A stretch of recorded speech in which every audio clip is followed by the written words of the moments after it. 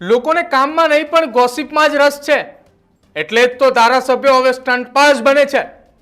રાજકોટના વરિષ્ઠ પત્રકાર મોહિત ભટ્ટ દ્વારા સોશિયલ મીડિયામાં એક પોસ્ટ લખવામાં આવી, જેમાં કડવી વાસ્તવિકતા લખી છે. ગુજરાતની જનતાએ આ ધારાસભ્યોના સ્ટંટમાં કોઈ રસ નથી, પરંતુ તેમ છતાંય આ સોશિયલ વોરની લોકોએ ભરપૂર મજા લઈ રહ્યા છે. પણ આ ધારાસભ્યો લોકોનું ક્યારે વિચારશે, એને લઈને અનેક સવાલ છે. જો કે આ સવાલની વચ્ચે રાજકોટના વરિષ્ઠ પત્રકારે સોશિયલ મીડિયામાં એક પોસ્ટ મૂકી છે અને ખૂબ સમજવા જેવી પણ છે. નમસ્કાર, આપ જોઈ રહ્યા છો ન્યૂઝરૂમ ને આપની સાથે હું છું પ્રદીપ.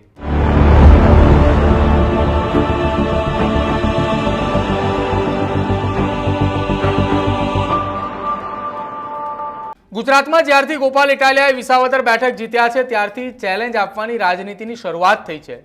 જો કે હવે આ ચેલેન્જની રાજનીતિ એ ધારાસભ્યોના રાજીનામા સુધી પહોંચી ચૂકી છે, અને જેને લઈને જ રાજકોટના વરિષ્ઠ પત્રકાર મોહિત ભટ્ટ દ્વારા સોશિયલ મીડિયા દ્વારા એક પોસ્ટ લખી છે. અને આ પોસ્ટમાં મોહિત ભટ્ટે જનતા અને ધારાસભ્યોને વાસ્તવિકતાથી અવગત કરાવ્યા છે.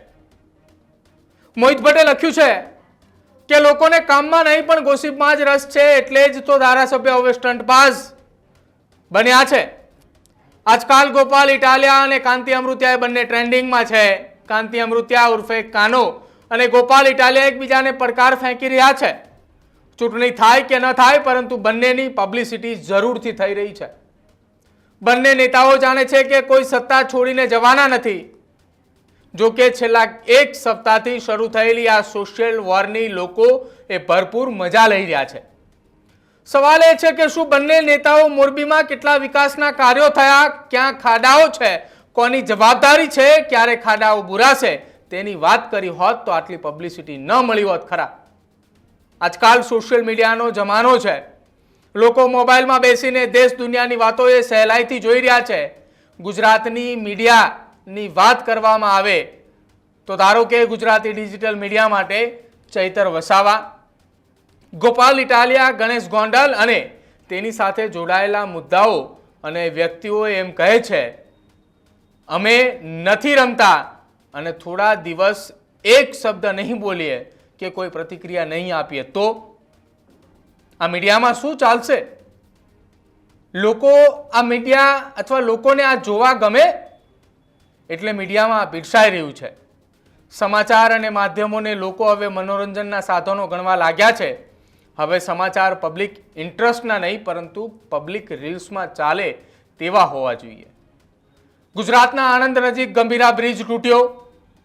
આ બ્રિજ ક્યારે બન્યો હતો, કેટલી વખત તેની ફરિયાદ કરાઈ હતી, આ બ્રિજ બન્યો ત્યારે તેની ગેરંટી પીરિયડ શું હતો, કયા અધિકારીનું સુપરવિઝન હતું, માર્ગ અને મકાન વિભાગે કેટલી વખત ચકાસણી કરી હતી, આ બાબતો અંગેની વિગતની રીલ્સ જો કોઈ મૂકવામાં આવે તો ભોજ્યો ભાઈ રીલ્સ ન જુએ. હા, પણ જો તમે ધડ માથા વગરના નિવેદન શરૂ કરો, આ ભ્રષ્ટાચારીઓ છે, આ ખાઉધરા છે, હરામ પાણીના છે, ક્યાં છે શાસકો, શું કરે છે વિપક્ષ, અને હા ચમરબંધીને નહીં છોડીએ એવું બોલીને શિષ્ટ અને સંસદીય ભાષામાં ગોળો બોલશો તો રીલ્સ જોરદાર વાયરલ થશે. ગોપાલ ઇટાલિયા અને કાંતિ અમૃતિયા બંને એક બંધારણીય હોદ્દા ધરાવે છે. બંનેને જો ચૂંટણી લડવાની એટલી જ ખંજવાળ આવતી હોય તો ચૂંટણી ખર્ચની જવાબદારી બંને વ્યક્તિગત રીતે સ્વીકારી લેવી જોઈએ. એક તરફ દેશ આખો વન નેશન વન ઇલેક્શનની વાતો કરે છે, અને બીજી તરફ અહીં તો ધારાસભ્યો જાતે જ ચૂંટણીની જાહેરાતો કરવા લાગ્યા છે. લોકશાહીમાં ચૂંટણીની ગરિમા છે અને તેની આચાર સંહિતા હોય છે. ચૂંટણી કમિશન એ દેશના સર્વોચ્ચ બંધારણીય હોદ્દા પૈકીના એક છે. જો નેતાઓએ પોતાના ઈગો માટે ચૂંટણીના દાવા કરે તે કેટલું યોગ્ય? બંને નેતાઓએ આવી ચપળતા વિકાસના કામોમાં કરવી જોઈએ. રીલ્સ અને વ્યૂઝના આ જમાનામાં લોકોની યાદશક્તિ ખૂબ ઓછી છે, અને એટલા જ માટે હરણી બોટ દુર્ઘટનાથી લઈને ગંભીરા પુલ દુર્ઘટના સુધીના તમામ દુર્ઘટનામાં લોકો એકાદ અઠવાડિયું અને વધુમાં વધુ એક મહિનામાં બધું ભૂલી જાય છે. સોશિયલ મીડિયામાં શ્રદ્ધાંજલિ આપે છે અને સત્તાધીશોને 2-4 ગાળો આપે છે. એકાદ નેગેટિવ રીલ્સ મૂકીને જાણે પોતે સરકારને પાડી દીધો હોય તેવો નિજાનંદ લે છે, અને પછી બધું જ ભૂલી જાય છે. તેથી નેતાઓ પણ હવે આ બધા જ આ જ ટ્રેક પર ચાલે છે. કામ, નિયમો, કાયદો અમલવારી કરવા કરતા લોકોની વચ્ચે ધબકતા રહેવા માટે રીલ્સો બને એવા જ પેતરા કરી સ્ટંટબાજી કરી લે છે લિખિતન મોહિત ભટ્ટ. રાજકોટના વરિષ્ઠ પત્રકાર છે મોહિત ભટ્ટ. એમની વાત એ 100% સાચી છે. આ સોશિયલ મીડિયાના જમાનામાં લોકો એ જ જાણવા માંગે છે, લોકોને એ જ રસ છે કે આ બંને ધારાસભ્યો ક્યારે શું કરશે. કાંતિ અમૃતિયાએ 2 કરોડની ચેલેન્જ આપી તો ગોપાલ ઇટાલિયાએ 2 કરોડની ચેલેન્જ સ્વીકારી, તો હવે કાંતિ અમૃતિયા શું કરશે? શું કાંતિ અમૃતિયાની સાથે સાથે ગોપાલ ઇટાલિયા પણ રાજીનામું આપશે કે પછી આ બંને ધારાસભ્યોની સાથે હજુ કોઈ ત્રીજા, ચોથા, પાંચમા ધારાસભ્ય મેદાને આવે છે?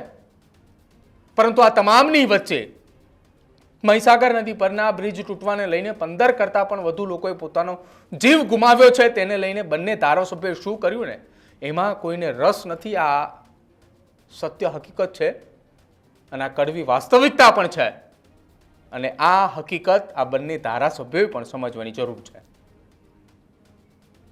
મોરબીની અંદર જે ઝૂલતા પુલની દુર્ઘટના બની, એ ઘટનામાં 100 કરતા પણ વધુ લોકોએ પોતાનો જીવ ગુમાવ્યો. કાયદાકીય લડાઈની અંદર કાંતિ અમૃતિયાએ કયા પરિવારને ન્યાય અપાવવા માટેની વાત કરી.